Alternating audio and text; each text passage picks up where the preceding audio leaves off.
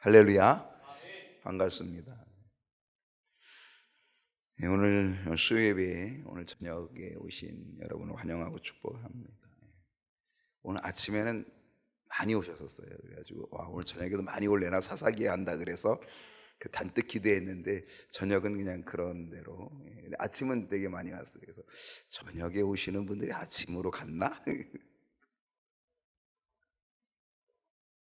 그런 생각이 잠깐 들었습니다. 어, 어, 이제 여호수아서를 이제 우리가 마감을 했고요. 그리고 오늘부터 이제 사사기를 이제 강의하는데, 제가 여호수아하면서 정말 은혜를 저도 많이 받았습니다. 제가 준비하면서 많은 은혜를 받았고, 또 여러분도 아마 많은 깨달음이 또 있었으리라 이렇게 생각이 되는데, 사사기를 통해서도 하나님께서 크신 은혜로 저와 여러분들을 채워 주실 줄로 믿습니다. 특별히 저를 위해서 기도를 좀 많이 해주시고, 또 여러분이 시간 참여하면서 또 함께 은혜를 나누는 기회가 되었으면 좋겠습니다. 오늘 사사기 연구의 첫 번째 시간 함께 나눌 말씀의 제목은 아주 고민하다가 이렇게 정했습니다. 유다와 시므온 지파, 이렇게 정했습니다. 사실 오늘 말씀은 사사기의 서론 부분이 되고요. 아니, 개론이라 그럴까? 사사기 개론일 수 있고요. 그래서 사사기 개론을 우리가 조금 오늘 5문제인데 3문제까지 나누고, 그리고 나머지 2문제는 바로 이 유다 지파와 시므온 지파에 대한 이야기를 조금 그 관계성에 대한 이야기를 나누면서 은혜를 좀 얻고자 합니다. 주보에 5문제가 기록이 되어 있습니다. 첫 번째 문제로 가겠습니다. 첫 번째 문제는 사사기의 명칭, 저자, 기록 연대는 무엇일까요? 잘 모르죠. 그렇죠. 사사기의 명칭, 이 사사기, 사사들의 이야기를 기록했다. 사사기죠. 그렇죠. 영어 성경에는 judge라고 되어 있습니다. judge. 그러니까 뭐라 그럴까요? 그 재판자, 심판자라고 하는 그런 뜻. 그게 이제 영어의 단어로 되어 있습니다. 사사기의 히브리어의 명칭은 지도자란 뜻입니다. 지도자. 쇼펫이라고 하는 복수형, 쇼페팀이라고 하는 복수형입니다. 지도자들, 사사기라고 하는 거죠. 이 히브리어 쇼페팀, 지도자라고 하는 이것은요, 여호수아가 지도자죠. 모세가 지도자죠. 그리고 모세, 여호수아의 뒤를 이어서 이제 여호수아가 죽고 나서 그 다음부터 이제는 이스라엘의 지도자들, 바로 그런 이야기인데, 바로 어디까지냐 하면은 사무엘이 왕을 세우죠. 첫 번째 왕 누구? 사울왕을 세우죠. 사울왕을 세우는 바로 그때까지 이 이스라엘 백성들은 이방 민족의 가나안 부족들, 이방 민족들에게 엄청난 공격과 압제를 당하게 되는데, 그때의 그 공격과 압제 속에, 그 고통 속에서 하나님께서 사사들을 하나하나 세워주셔가지고 그 사사들이 이스라엘 민족을 구원해 내었다라고 하여서 지도자들, 그래서 지도자들이라고 하는 이름, 그 명칭으로 유래돼 가지고 사사기라고 하는 이름이 붙이게 되었다라고 하는 것입니다. 이 사사들의 활동은 언제부터 되어지는 거냐? 여호수아의 죽음 이후부터 되어지는 겁니다. 여호수아의 죽음 이후부터 왕이 세워지기까지 약 한 300년 동안, 물론 그 이후도 되지요. 왕이 세워지기까지. 그러나 여기서 300년이라고 하는 것은 바로 여호수아의 죽음 이후로부터 누구죠? 삼손의 죽음, 바로 여기까지 300년이라고 하는 거죠. 마지막 사사는 사무엘이었습니다. 이 사무엘은 마지막 사사였고, 그리고 선지자였으며, 그는 초대 이스라엘의 왕을 세웠고, 두 번째 왕 다윗까지 세운 사람이 사무엘입니다. 이 사무엘은 아주 좀 특별했습니다. 그래서 그는 마지막 사사였음에도 불구하고 왕정 시대에도 지도력을 발휘하였다. 그래서 사울 왕도 세우고 그리고 다윗 왕까지 세우는 그런 지도력을 가지고 있었던 사람이 바로 이 사무엘이었다라고 하는 것입니다. 이 사사시대의 특징은 뭐냐? 사사시의 특징은 왕이 없다는 거예요. 누가 왕일까요? 왕이 없는데 누가 왕이에요? 하나님이 왕이십니다. 이게 사사시대의 특징입니다. 여러분, 사실 이 사사시대의 정말 중요한 이 특징은 하나님이 왕이시다라고 하는 이거는 진짜 좋은 거죠. 여러분, 나의 왕이 하나님이시면 나쁜 거예요, 좋은 거예요? 좋은 거죠. 우리의 왕이 하나님이시면 얼마나 좋은 거예요.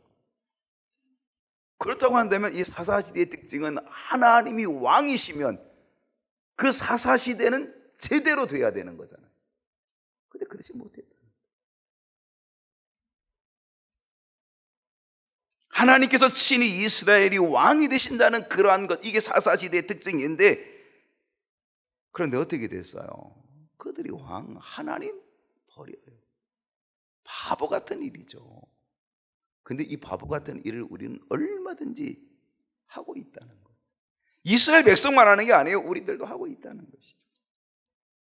아무튼 이스라엘 친히 이끌어 가시는 분은 하나님이시다. 이게 사사시대의 특징인데, 그래서 하나님께서는 그때그때에 당신이 필요한 지도자들을 세워서 이끌어 가셨다라고 하는 것, 바로 이게 사사시대의 특징입니다만은 실상은 그렇지 못했다. 이 사사기는 누가 기록했을까? 정확히 말하면 알 수 없다가 맞습니다. 사사기는 누가 기록했는지 알 수 없다가 맞는데, 그런데 유대의 탈무드에 의하면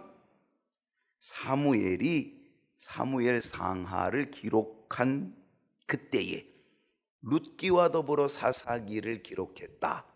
이렇게 유대인의 전승 또 유대인의 탈무드에는 그렇게 기록이 되어 있습니다. 초대교회 전승에서도 사무엘을 사사기의 저자로 보고 있습니다. 그런데 이러한 견해는 유대인의 전승에 의한 것이지 정확히 믿을 만한 증거를 갖고 있지는 못하다. 따라서 사사기의 저자를 사무엘이라고 단정 짓기는 쉽지 않다. 아마도 이렇게 말하는 것이 맞습니다. 사사기의 저자는 누구냐? 사사기의 저자는 사무엘이거나, 사무엘일 수도 있지만 사무엘이거나 혹 그와 같은 시대에 활동했던 익명의 선지자일 것으로 추정된다. 이게 오히려 정확할 수 있다는 겁니다. 그러니까 사사기의 저자는 정확히 알 수는 없다라고 하는 것입니다. 사사기의 사사들의 활동 연대 그리고 사사기의 기록 연대는 어떻게 될까? 사사기는 이스라엘 백성들이 여호수아의 지도력 속에서 가나안 땅에 들어가죠. 그리고 가나안 족속들과의 전쟁을 치르죠. 그리고 거기에서 승리를 거두고 그리고 그 땅을 차지하고 그리고 거기에서 정착을 하게 됩니다.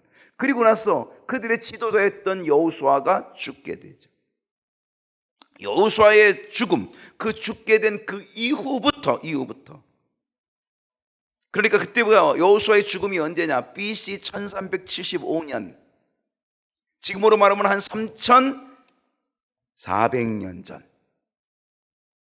여러분, 다윗은 언제 사람이냐? BC 1000년. 다윗은요, BC 1000년. 그러니까 지금으로부터 3000년 전. 예수님은 지금으로부터 2000년 전에 오셨고, 다윗은 이 땅에 3000년 전. 그리고 여호수아는 3400년 전. 바로 그때에 여호수아가 죽게 됩니다. 그리고 나서 삼손이 죽는 해, 그것이 BC 1075년인데, 그래서 그 시기가 300년가량 돼요. 여호수아의 죽음에서 삼손의 죽음이 한 300년간의 역사, 이거를 다루고 있는 책, 이게 바로 사사기다라고 그렇게 보시면 되겠다는 것입니다. 이 사사기는 언제 기록되었을까? 사사기의 기록 연대에 대해서는 또 의견이 분분하긴 하지만 사사기의 기록 연대는 사울 왕 때나 다윗 왕 시대에 기록되었을 가능성 추정해 보고 있습니다. 그래서 BC 1050년에서 BC 1000년경, 지금부터 3000년 전에 기록되었을 가능성이 있다라고 추정을 하고 있습니다. 이게 사사기의 이야기입니다. 자, 두 번째로 가서 그렇다고 한다면 사사기의 핵심 내용이 뭐냐? 사사기의 핵심 내용은요, 세 가지로 보면 딱 맞아요. 뭐냐? 첫 번째는 이스라엘의 지도자 모세와 여호수아는 이스라엘 백성들이 가나안 땅에서 살아가고 정착하게 될 때에 어떤 생각을 갖게 됩니까? 저들이 믿음을 지키기가 어렵겠다라는 예견을 합니다. 우리가 알다시피 이 여호수아의 마지막 부분, 여호수아가 이제는 자기가 죽을 날이 임박했음을 알고 백성들을 다 세겜에 모으지 않습니까? 지도자들을 다 세겜에 모아요. 그리고 뭐예요? 너희들 정말 하나님 섬겨야 돼. 너희들 하나님 절대로 떠나면 안 돼. 그러면서 뭐라 그래요? 오직 나와 내 집은 여호와 하나님만을 섬기겠다라고 그렇게 이야기를 합니다. 오늘날 너희들 섬길 자를 택하라. 나와 내 집은 오직 여호와 하나님만 섬기겠다. 그랬더니 그 백성들이 다 뭐라고 얘기합니까? 아이고 우리도 다 그렇게 할 겁니다. 그러면서 뭐라 그러냐면 결단코. 그게 뭐라고 얘기했다고요? 결단코. 우리는 하나님 떠나지 않습니다. 결단코 우리는 우상 숭배하지 않습니다. 그들이 고백하고 다짐합니다. 그런데 여호수아가 죽고 나서 그들이 얼마 안 있다가 그들이 다짐하고 고백했던 것은 다 도루묵이 되는 거죠. 그리고 그들이 어떻게 돼요? 하나님을 떠납니다. 우상을 섬기는 그 길로 빠져버리고 만다라고 하는 것입니다. 여러분, 이 사사기를 통하여 우리에게 주는 교훈이 있다면 우리의 다음 세대는 어떨까 하는 것입니다.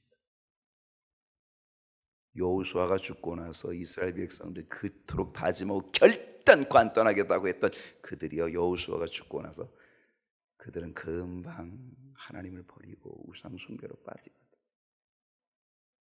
여러분, 우리 다음 세대가 어떨 것 같아요? 우리들이 죽고 나서 과연 우리의 다음 세대가 믿음을 지켜가는데 어떨까라고 하는 것, 오늘 우리 사사기를 통하여 우리가 분명히 정말 배워야 될 교훈 중에 하나라고 하는 사실. 결단코라고 그렇게 하고 그렇게 다짐했던 그들이 그럴 정도라고 한다면 결단코 이런 얘기도 하지 않는 우리의 다음 세대가 과연 믿음의 길을 잘 견뎌낼 수 있을까라고 하는 거죠.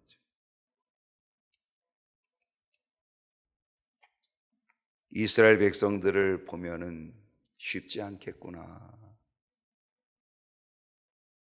내가 죽은 이후에, 여호수아가 죽은 이후에 이스라엘 백성들은 급격히 우상 숭배로 빠지죠. 우리가 죽은 다음에 우리의 다음 세대는 어떨까라고 하는 것. 사사기 2장 11절을 한번 보겠습니다. 사사기 2장 11절 다 같이 읽어볼까요? 시작. 이스라엘 자손이 여호와의 목전에 악을 행하여 바알들을 섬기며. 자, 이 사사기의 중심의 핵심이 뭐냐면 바로 이겁니다. 이스라엘 자손이 여호와의 목전에 하나님 보는 앞에서, 하나님 눈 앞에서 뭐 했다고요? 악을 행하여 바알을 섬겼다.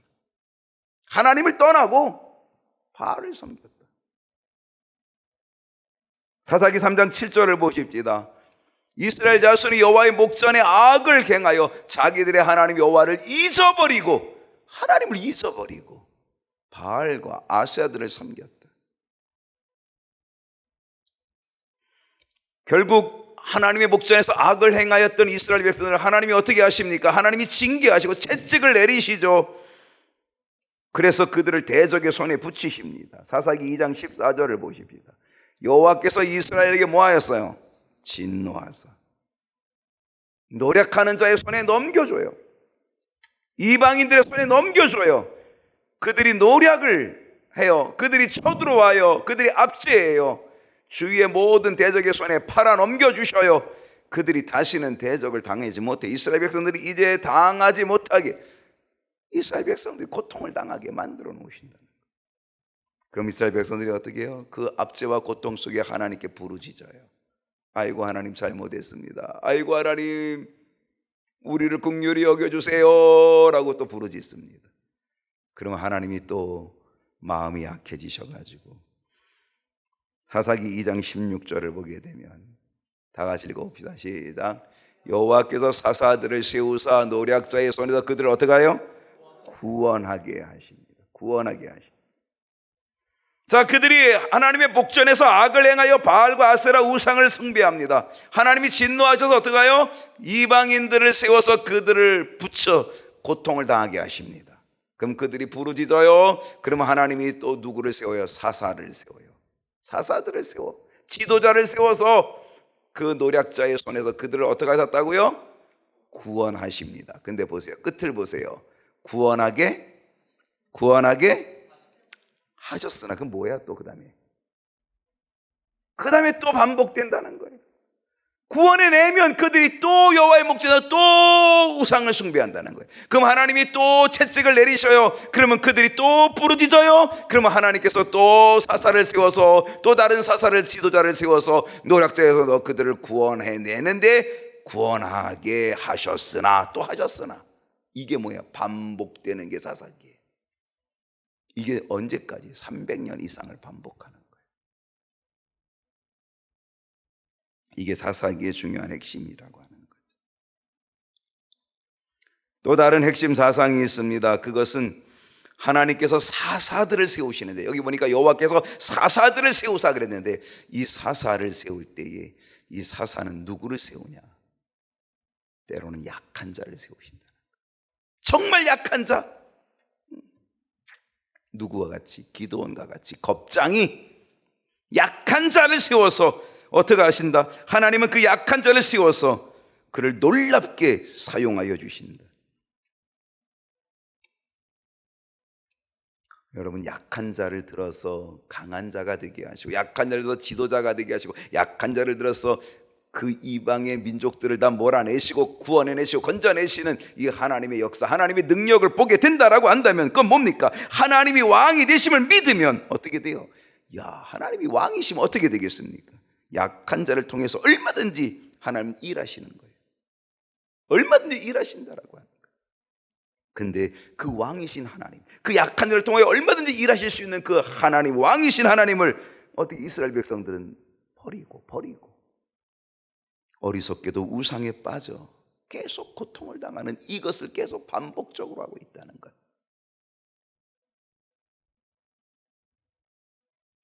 여러분, 이런 어리석음이 이스라엘 백성들에게만 있을까요?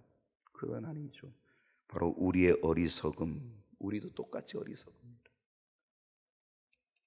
우리는 이제 더 이상 어리석지 않아야 될 줄로 믿습니다. 이게 지혜입니다. 사사기를 통해서 얻는 지혜, 교훈이죠. 더 이상 어리석지 말자. 자, 세 번째로 가십니다. 여호수아와 사사기의 차이는 무엇일까요? 자, 여러분, 여호수아 다음에 나오는 게 사사기인데 여호수아와 사사기의 차이는 뭘까? 한마디로 얘기하면 여호수아서는 승리의 역사. 그럼 사사기는 뭐라 그럴 수 있어요? 실패의 역사. 여호수아서는 승리의 역사. 여호수아가 지도력을 가지고 그들을 이끌어냅니다. 그리고 요단을 건너갑니다. 그리고 여리고를 치고 아이성을 치고 그리고 다 점령해 나가는 승리. 사사기는 승리의 역사입니다. 여호수아는. 근데 반면에 이 사사기는요, 실패의 역사입니다. 하나님의 말씀에 순종함으로 인해 기적적으로 가나안 땅을 차지하는 역사, 이게 여호수아의 역사라고 한다면 사사기는 여호수아가 죽은 후에 이스라엘 백성들이 계속적으로 하나님 앞에 악을 행하고 우상을 숭배하고 그래서 이 민족의 침략과 고통 속에 있게 되는 것. 하나님의 뜻을 계속해서 거역한 이 사사 시대는 실패의 연속이 되고 만다는 것이죠. 그러므로 여호수아서를 믿음과 승리의 기록이라고 한다면 사사기는 불순종과 징계의 기록, 대비되죠. 여러분, 여러분의 인생은, 여러분의 삶은 여호수아가 되고 싶어요? 사사기가 되고 싶어요? 우리의 삶의 역사가 사사기 실패의 역사가 아니라 우리의 삶의 역사가 여호수아 승리의 역사가 된다라고 한다면 그건 은혜죠. 그건 축복이죠. 그건 감사죠.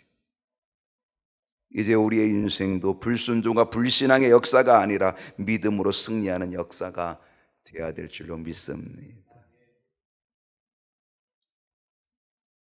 네 번째로 갑니다. 자, 이제 사사기 본문으로 들어갈 겁니다. 사사기 본문. 하나님을 향한 질문과 답변은 무엇입니까? 하나님을 향한 질문과 답변, 질문이 있고 답변이 있습니다. 이스라엘 백성들이 질문했고 하나님은 답변하셨습니다. 사사기 1장 1절을 봅니다. 다 같이 읽어봅시다. 시작. 여호수아가 죽은 후에 이스라엘 자손이 여호와께 여쭈어 이르되 우리 가운데 누가 먼저 올라가서 가나안 족속과 싸우리까? 이스라엘 백성들이 가나안 땅에 들어와서 가나안 땅을 점령하긴 했지만은요, 모든 땅을 다 점령한 것은 아닙니다. 더군다나 지금 이스라엘의 지도자, 아주 중요한 지도자, 즉 가나안 사람들이 벌벌벌 떠는 지도자가 있었어요. 그게 여호수아거든요. 여호수아가 그들을 이끌고 가면 뭐 백전백승하는 거죠. 그러니까 이 가나안 사람들이 볼 때 여호수아는 공포의 대상이죠. 근데 두려움의 대상, 공포의 대상인 여호수아가 어떻게 해요? 죽었어요. 여호수아가 죽고 나니까 어떻게 됩니까? 가나안 원주민들이 이스라엘의 고개를 들기 시작하는 거죠. 이스라엘 대적하기 위해 일어나는 거죠. 그러므로 이스라엘 백성들은 이제 가나안 족속들과 전투를 하지 않으면 안 되는 상황이 또 벌어지게 되는 거죠. 이런 상황 속에서 이스라엘 자손들은 하나님께 물어봅니다. 누가 먼저 올라가서 가나안 사람과 싸워야 할지를 묻게 됩니다. 여호수아가 죽은 후에 이스라엘 자손이 여호와께 묻습니다. 우리 가운데 누가 먼저 올라가서 이 가나안 족속과 싸우면 좋겠습니까? 물어보지요. 저는 이 말씀 속에서 이런 깨달음을 갖습니다. 이 1절만큼만 되면 좋겠다. 이 1절만큼만 되면 좋겠다. 저는 그런 생각을 가졌습니다. 그 말은 뭡니까? 우리가 이렇게만 할 수 있어도 이건 훌륭하다. 하나님께 여쭈을 수 있다면, 하나님께 물을 수 있다면 이 정도만 돼도 훌륭하다. 저는 그렇게 생각을 한 거죠. 여러분, 하나님께 묻는다는 것은 뭡니까? 그건 하나님을 의지한다는 겁니다. 하나님을 의지하니까 하나님께 묻는 거잖아요. 여러분, 이 정도만 되면 훌륭한 거죠. 기도는요, 하나님께 묻는 것입니다. 기도는 하나님을 의지하는 것입니다. 그러므로 우리의 삶에 반드시 있어야 될 게 뭐다? 하나님께 묻는 기도다. 여러분, 기도가 끊이지 않는 사람은 믿음 있는 사람입니다. 기도가 끊이지 않는 사람은 영적으로 실패하지 않는 사람입니다. 여러분, 우리가 신앙생활하면서 시험거리가 있을까 없어요? 있습니다. 얼마든지 있습니다. 근데 진짜 기도하는 사람은요, 시험거리를 물리칠 수 있는 힘이 있습니다. 때로는 순간에 시험 들기도 하지만 그 기도하는 사람은 그 시험을 박차고 일어납니다. 정말 기도하는 사람은 시험이 오면 그 시험과 싸워서 이겨냅니다. 시험이 나에게 오지 못하게 아예 싸워서 물리쳐버립니다. 기도하는 사람은 그렇게 됩니다. 그런데 기도하지 않는 사람은 그 시험에 빠져버리고 맙니다. 우리의 신앙생활에 정말 중요한 게 뭐냐면 기도입니다. 저는 오늘 1절만큼만 되면 좋겠다는 거죠. 우리가 하나님께 늘 여쭙는 거죠. 하나님께 늘 기도하는 거죠. 그건 하나님을 의지하겠다라고 하는 것이고 내가 기도로 살겠다는 거거든요. 여러분, 만약에 기도가 없는 그리스도인이라고 한다면 그건 무늬만 그리스도입니다. 늘 넘어지고 늘 쓰러지고 그럴 수밖에 없는 거죠. 기도가 있어야 되는 거예요.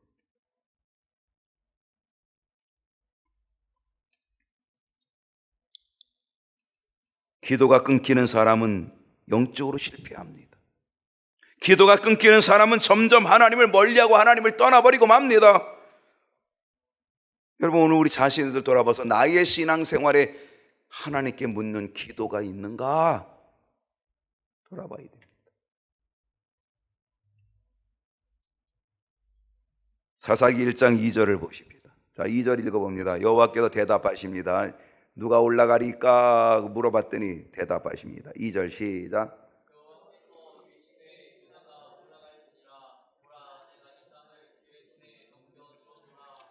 하나님께서 어떻게 답변하셨어요? 어디가 올라가라? 유다가 올라가라. 유다 지파를 지명하셨습니다. 여러분, 왜 유다 지파를 지명하셨을까요? 12지파 가운데 왜 유다 지파를 지명하셨을 것 같아요? 왜요? 이유가 뭔 것 같아요?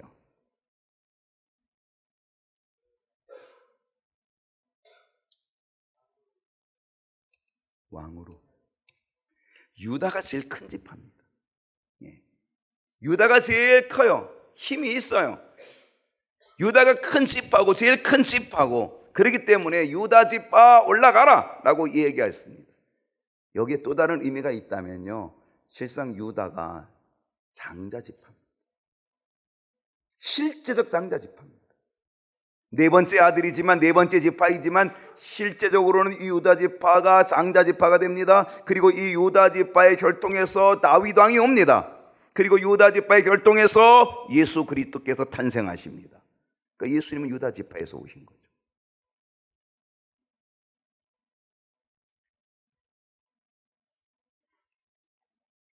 하나님은 이 유다 지파를 지명하셨습니다. 여러분, 오늘 이 2절 말씀에서 우리에게 주는 교훈이 있습니다. 어떤 교훈이냐면 지명받는 은혜의 교훈입니다. 유다 지파를 지명하십니다. 하나님께서 여러분을 지명하시는 은혜가 있기를 원합니다. 나를 지명하여 불렀나니 너는 내 것이라. 얼마나 귀한 일입니까? 나를 지명하여 부르셨다. 유다는요 12지파 중에 하나님께로부터 지명받았습니다. 사실요, 뭐로 지명받은 거예요? 뭐하라고 지명받은 거예요 지금? 상 주려고? 뭐 하려고? 전쟁하라고. 여러분, 여기서 지명받았다는 거는요 사실은 희생을 의미합니다. 여기서 지명받았다는 건 뭐예요? 헌신을 의미합니다. 다음 주까지 각 부서 총회를 해서 보고하라 그랬는데 이제는 또 12월 달에 가면 또 당회도 있고요. 지명받으면요 희생이고 헌신입니다.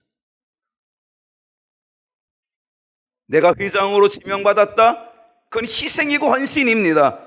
그러나 희생이고 헌신이지만 그것은 쓰임받는 겁니다.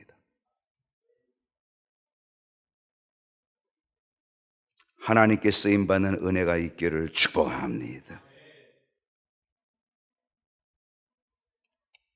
또 어떤 교훈이 있을까? 이 말씀 속에, 아니 그 전 거 그냥 주세요. 이 2절의 말씀에 보게 되면은요 어떤 약속이, 어떤 교훈이 있냐면 하나님의 약속이 들어있다는 거예요.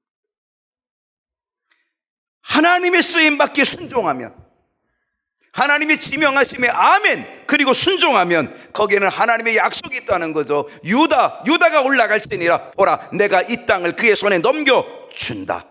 할렐루야. 약속이 들어있다는 거예요. 넘겨준다는 거예요.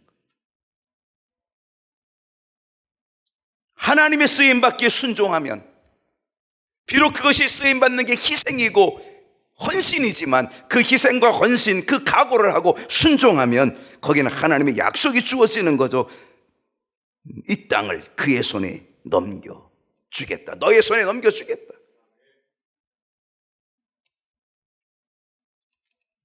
지명받아 감사하고, 지명받음을 감사하고, 그리고 순종하고, 그래서 하나님의 약속을 누릴 수 있기를 소원합니다.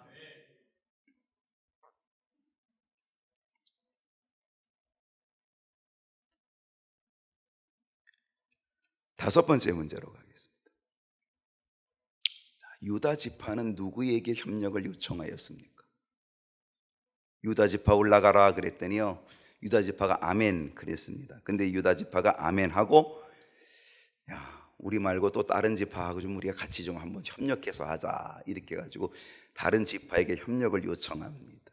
3절을 보십시오. 3절 다 같이 한번 읽어봅시다. 시작.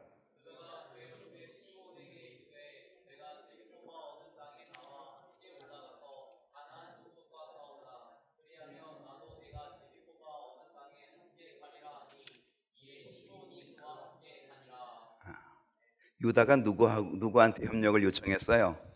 시므온. 사실은 이 유다가 시므온에게 협력을 요청한 이유가 있어요. 왜냐하면 이 유다와 시므온은 아주 가까워요. 우리가 예전에 제가 그 땅을 분배할 때 유다 지파가 남쪽에 거의 큰 지형을 차지했잖아요. 노랗게 아주 큰 지형을 차지했고요. 그 유다 지파의 큰데 가운데 딱 어느 지파가 들어와 있었어요? 시므온 지파가. 그 유다 지파의 그 영역 속에 시므온 지파에게 땅을 내준 거죠. 이게 시므온 지파예요. 그래서 아마 유다가 시므온 지파하고 같이 하는 게 좋겠다 이렇게 생각을 해서 시므온 지파에게 협력을 요청을 하게 되는 거죠. 여호수아 19장 1절을 보십시다. 여호수아 19 앞쪽으로 쭉 간 여호수아로 갑니다. 19장 1절 다 같이 읽어봅시다. 시작. 둘째로 시므온 곧 시므온 자손의 지파를 위하여 그들의 가족대로 제비를 뽑았으니 그들의 기업은 어디? 유다 자손의 기업 중에서라. 유다 자손의 기업 중에서 시므온 지파가 그 동그랗게 가운데를 딱 일부분을 차지하게 되었던 거죠.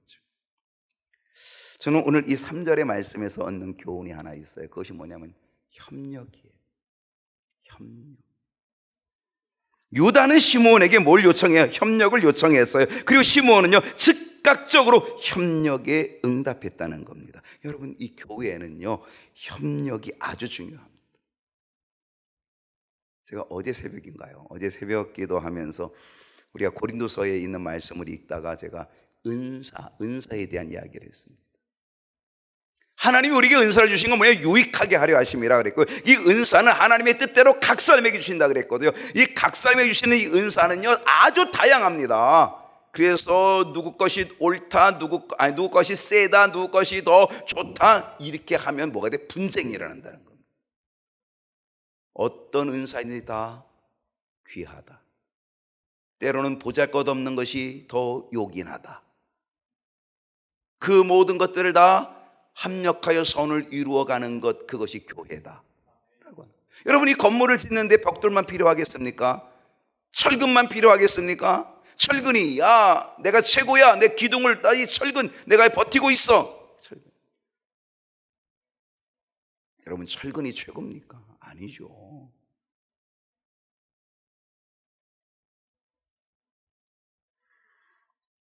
유리도 있고 플라스틱도 있고 별의별 재료가 다 있어야 되는 거고요. 그것이 다 조화를 이루고 그것이 다 협력하여서 결국은 건물을 이루고, 그런 것처럼 바로 우리 교회도 협력하는 거라, 그런 얘기죠. 협력. 그리스도의 몸된 교회를 세우는 것은 협력입니다. 지난번 회장하신 분, 아니 올해 회장하신 분, 이제 회장 끝났다고 도저히 두고 보자 잘 되겠다 그리고 나서 그러면 안 된다는 거죠. 올해 회장하신 분은 새롭게 회장이 되는 사람에게 협력해야 되는 거고, 회장으로 뽑히지 않은 사람은 앞으로 회장 될 거라고 생각하고 또 협력해야 되고, 다 협력해야 되는 거죠. 근데 사람이야 참 이상하게 무슨 심보가 있냐? 놀부 심보가 있어.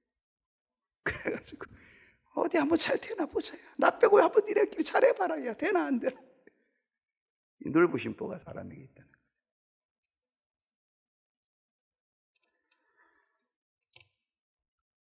우리는 함께 협력해야 그것이 아름다움이고요, 그것이 조화입니다. 하나님은 이 합력하는 걸 원하시죠. 합력하는. 또 다른 교훈이 하나 있습니다. 그것은 뭐냐면 조화라는 것입니다. 조화. 여러분, 이 유다 지파는 아까 이스라엘 12지파에서 가장 어떤 지파라고요? 큰 지파, 강한 지파입니다. 근데 시므온 지파는요, 가장 약한 지파입니다. 유다는요, 가장 약한 시므온에게 협력을 요청했습니다. 만약에 여러분이라면 어떨 것 같아요? 어느 지파가 세지? 센 지파하고 협력을 요청해서 좀 해볼까? 컨소시엄을 이루어서 좀 해볼까? 다 그런 인간적인 계산을 할 텐데, 근데 유다 지파는요, 가장 약한 시므온 지파에게 협력을 요청했습니다. 참 특이한 일입니다. 근데요, 강한 자나 약한 자나 협력하면, 강한 자나 약한 자나 협력하면 거기에는 큰 힘이 나타난다는 거예요. 귀한 일을 이루게 된다라고 하는 거예요. 귀한 역사를 감당하게 된다라고 하는 것이죠. 때로 여러분 쫄리다고 불평하지 마세요.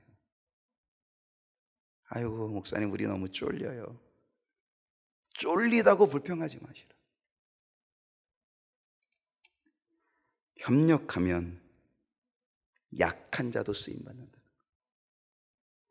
협력하면 시몬같이 제일 약한 지파도 뭐가 돼요? 승리자가 된다는 거예요. 우리는 약하지만 우리의 대장 되시는 예수님이 강하셔서 우리는 예수님께 협력하면, 주님과 협력하면 주님의 승리가 나의 승리가 될 줄로 믿습니다. 이렇게 놀랍게 쓰임받는 저와 여러분이 될 수 있기를 축원합니다.